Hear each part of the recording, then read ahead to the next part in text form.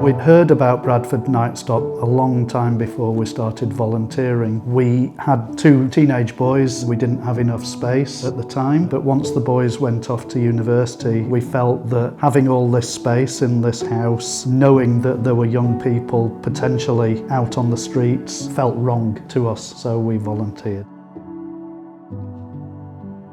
I've always been concerned about young people and housing. Of course, you can do lots of letter writing to MPs and go to local MP surgeries, but Nightstop is offering something very practical and very constructive, and it seemed like a very obvious thing to get involved in. Although it sounds as if we're doing an awful lot, it's a very simple, easy thing that fits into our lifestyle. Somebody comes and stays the night, and then they go. So this is the room that we use for a young person that's staying on Nightstop. We have some pyjamas on the bed and a dressing gown. We have spare bedding if they need it. We have spare clothes, toiletries, colouring books, word search. I got along with all of them. Like, they all made sure I was sleeping well, eating, and as one of them, they had a cross word search, and they let me have the word search because I was the word search champion. I was just flying through it so quick. We had this bathroom put in because it's a long way up from downstairs, and so that's often a really good plus, I think, for young people, that they have a private bathroom. So we'd always talk to a young person the night before about what the plan is in the morning. I think like at weekend, if it's a Sunday, we're more conscious that they won't necessarily have anywhere to go. So I think we're a bit more relaxed about what time they leave on a Sunday morning than we would do during a weekday when they might need to go down to housing. But we're very conscious that if we were too relaxed about it, it might confuse young people, because if we were very laid back about it and they go to another host, it's a bit more strict. Sure. So we try and be consistent, really. The hosts have all been really nice. They've always welcomed me with a smile, handshake, always made sure I've eaten. If I haven't eaten, they make me some food without any sort of hesitation. I say all the young people that have come to our home have been very respectful of our home. We explain things like we don't want anybody to smoke in the home, where all of them understand that and go outside to smoke, and just basic things like that. Inevitably, they feel quite anxious, but when they come in and they get something to eat, we sit down, have a chat, it works usually really well. Well, if people are scared, you can't tell them to unscare themselves. It's like telling people not to worry. But what you can say is that there's an awful lot of help and advice.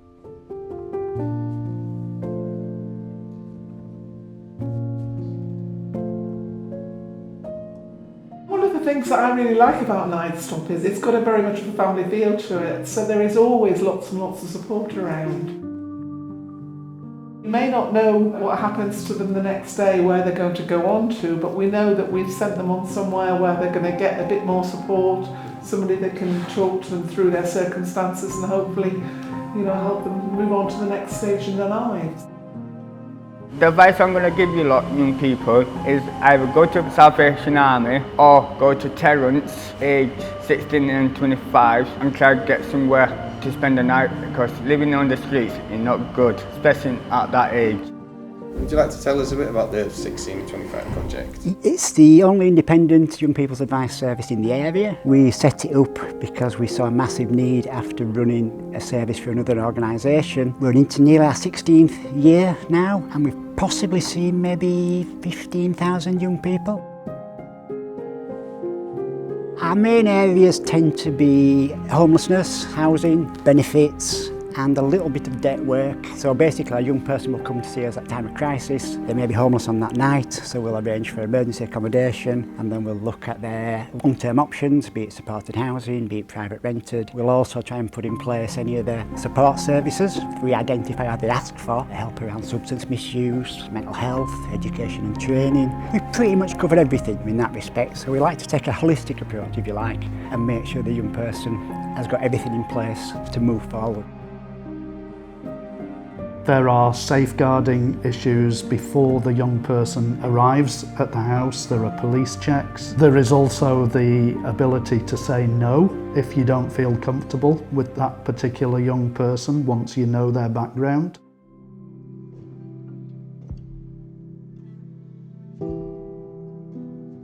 It's given us a greater insight as to why young people become homeless in the first place, and it isn't for the reasons that we thought were the main reasons initially. There are a variety of reasons why young people become homeless. Main reasons are either domestic dispute or dispute with the landlord. Those were two things that really didn't occur to me when I first started volunteering. So we've learnt a lot about homelessness and the issues surrounding that. As the economic situation changes and people are becoming more and more close to the poverty line, they tend to be letting their young people get to a certain age and then saying, you can no longer live with us, you have to go and find your own place. So I think more young people are forced into homelessness purely through the fact that they can't afford to stay at home. The one thing that's sometimes hard is not knowing if they've actually got a bed each night. They need one.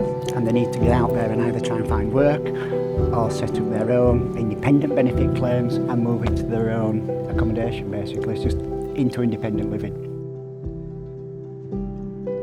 I always say to people, just put yourself in the shoes of a young person who comes and stays on Nightstop, because they're the ones who are more scared. They're right at the kind of bottom of the heap. They've nowhere to stay. It means they've run out of family members, they've run out of friends who'll put them up. They've just got nowhere to go, no money to pay for hotels or B&Bs. They're really stuck. Not only that, they're then told, yes, you've got somewhere to stay, but they don't know where it is. They know the names of the people, but that's all. And then they get in a taxi, which takes them off to don't know where, and then they have to knock on the door of people and they don't know who's behind the door. Whereas as home hosts, we're at home, we know where everything is, we know our routines. For us, the worry and fear is far less than for a young person.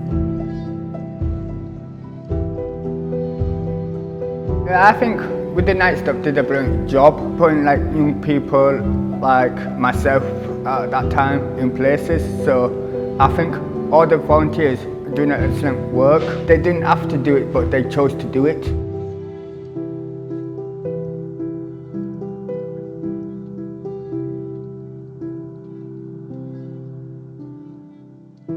It's for me, if they leave the next morning knowing that they've had a good night's sleep and had a good meal and there's somewhere to send them off to, it's just that sense of playing a role.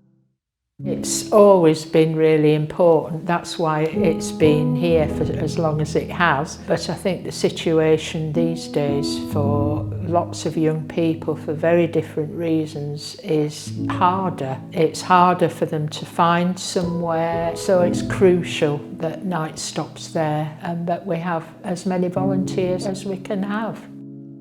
I like the benefit side of things. I always like to win appeals for my clients because I feel they've been entitled to support through disability benefits but haven't received it, and I've been relying on help from family, friends, etc. And so winning appeals, when they get that back date, they're then in a position to repay everything, and moving forward then they've actually got some sort of finances to help with their care, etc. And that's what the disability benefits are all about. Just getting a result when you've had to try so long with somebody who's been patient, and eventually it drops into place. Ever since I stayed at Nightstop, I built my confidence. Now I got my own place, I feel got more independent of living now. It's always nice to see a young person come in and see their journey from street homelessness to settled accommodation, education and training, support in place. Young people will come back with their families a few years down the line. They'll come back with partners, with children to say thank you. In my future I want to have like a family and a decent job. Like at the moment I'm doing some courses to do with the fire service. I'm just waiting for the next course to come next year.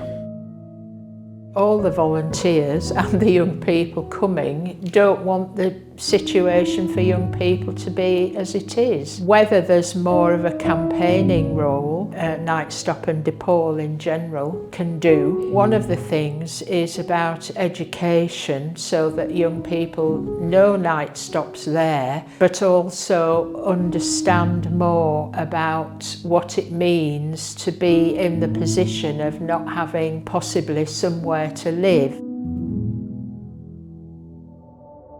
Nightstop's one of many resources that are needed in Bradford, so it's really, really important that young people have somewhere to stay overnight. But on its own, that's not going to create a solution. Nightstop, I know, works very hard with other agencies that are around, that there can be more alternatives and options for young people after Nightstop.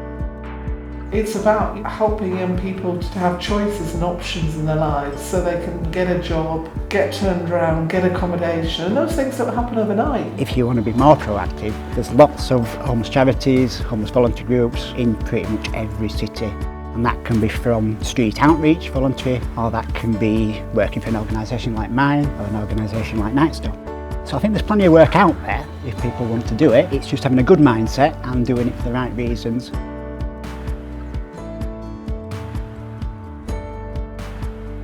Hosting is day-to-day probably the most important role. Never mind telephone contact persons, never mind the board, never mind the workers. If you don't have hosts, then Bradford Nightstop scheme falls.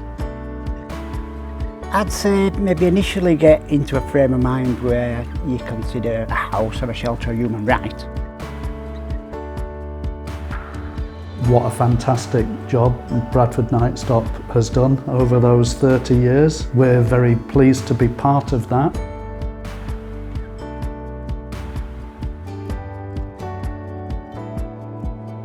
In an ideal world, Bradford Nightstop would not be required, but reality kicks in and unfortunately we are required, and hopefully we can give young people a safe place to stay until they get back on their feet again.